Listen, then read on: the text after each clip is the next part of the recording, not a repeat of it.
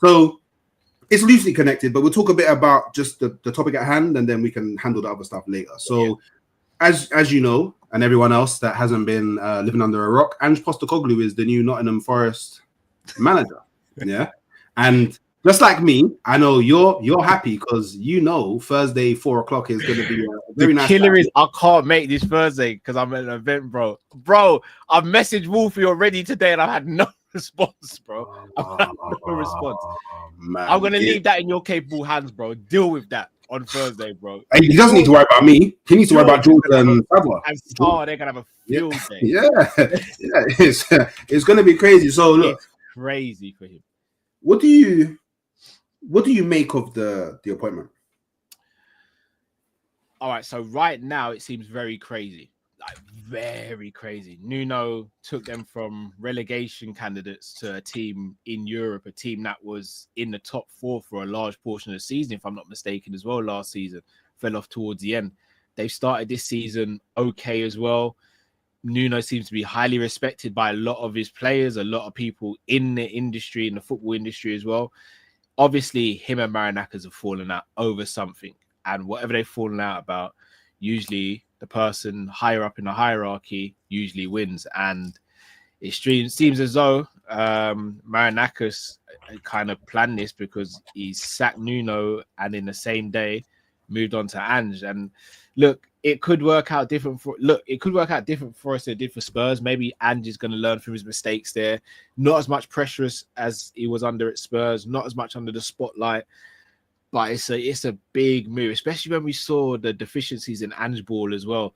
Like, again, I'm not going to sit here and lie and be like, Nottingham Forest played some of the most beautiful football you'll watch. They played some good attacking football on the transition, but on the whole, it was very much, we'll sit back, we'll soak up pressure, and you will hit you on the counter. But we know what Ange's, Murillo and Milinkovic, they're going to be doing the bleep test every game if they play like Tottenham, bro.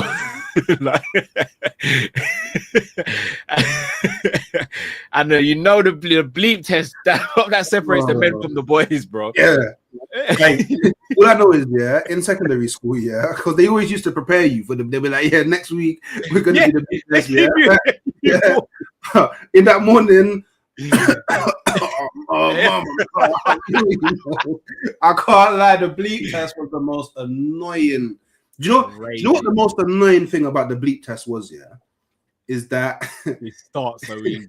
Like, I don't know how it was in your school, but in the hall that we did it, like, all the girls would be watching.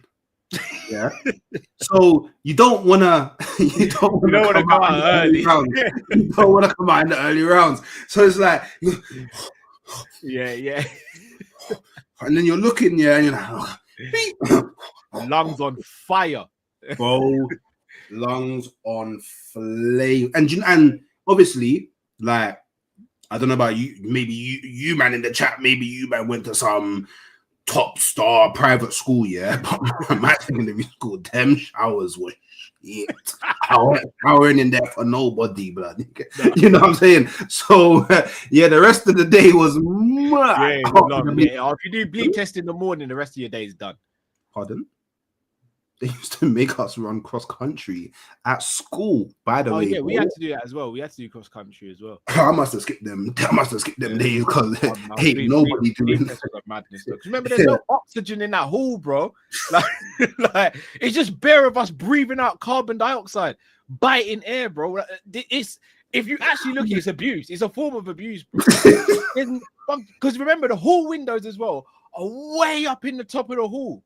Yeah, and they got you got to wind the windows open and all that, bro. Ain't no PE teacher doing that. Yeah, bro. And the caretaker's too busy doing some foolishness on the field, bro. And no one really trying to. Yeah, you know what? Yeah. JJ wins. Yeah, JJ, you won. Yeah. I can't lie, you won.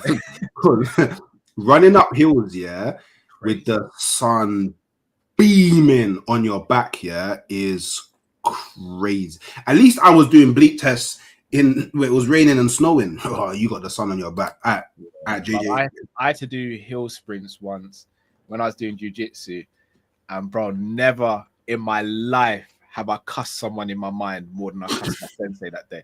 And obviously, I'm not stupid. I'm not gonna say it out loud in it because it'll bust me up in it. Like it get ugly in it.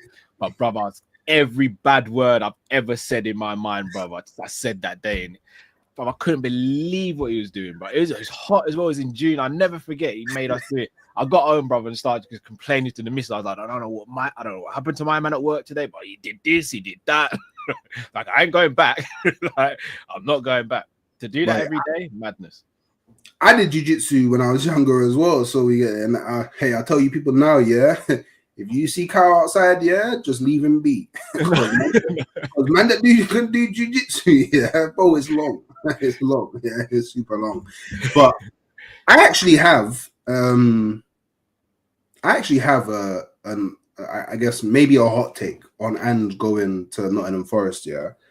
And I think it's a good move. And there's for a few reasons why I think it's a good move. Don't bring this energy on Thursday, though. Get out your system. No, yeah, of course, yeah. We can be level-headed here. Yeah. But one of the reasons is I think that Ange Postecoglou, when it comes to January with Nottingham Forest, and he's like to Marinakis, I need players. Marinakis will give him the blank checkbook. He didn't get that at Tottenham. So whatever does go wrong, he's actually able to sort it out. So at least he'll have the backing. And I feel like, yeah, they bought players at Tottenham, but I don't feel like they were players that he really wanted. I just feel like, I got a barter a bit here with Levy to try and make something happen. Now, the other reason, is when Ange went into Tottenham, I don't think that Tottenham had a deep enough squad to play the brand of football that he plays. Nottingham Forest have a very, very deep squad. Like, I think they've got one of the best when it comes to squad. They've got a lot of players in their squad. But it's any squad deep enough to deal with Ange ball, bro. That's yet to be seen. That's yet to be seen.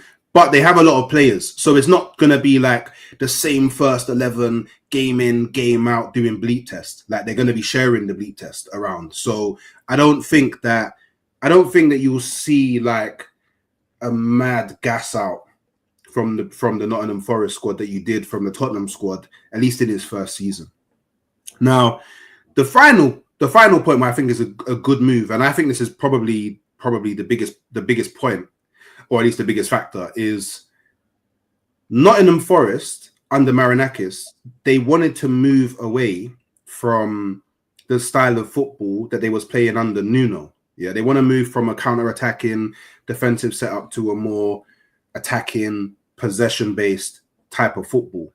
Now, I think that Ange is actually the best person to come in and lead that charge, because he's taking you from one end of the spectrum all the way over to the other side of the spectrum. So if anyone can actually ingrain and drill in to these players how to play more attacking and build up that kind of habitual sense for playing in an attacking, possession-based way, it's going to be Ange, because Ange is going to, from minute one, it's who we are, mate.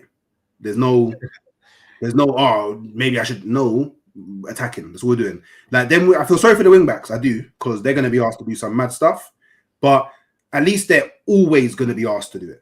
Do you know what I mean? It's not like, some days we do this and then the other days we go back to it. It's full steam ahead. So even if they have Ange for like a 2 to 3 year period, it makes it so much easier for the next manager that comes in afterwards to pick up a Nottingham Forest squad that now habitually to them, they play attacking, possession-based football.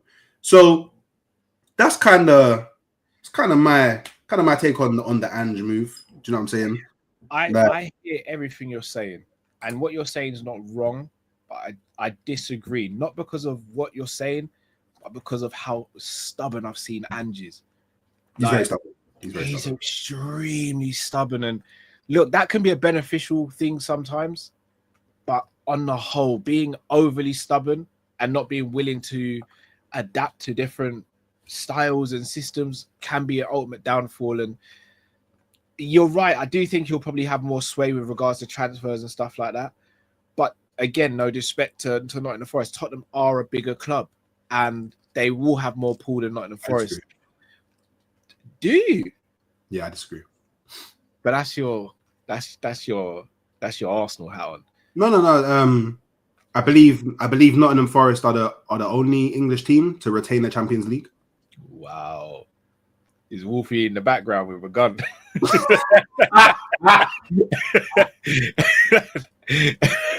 That I've heard that one before. That was straight out of Wolfie hymn book. Still, I just,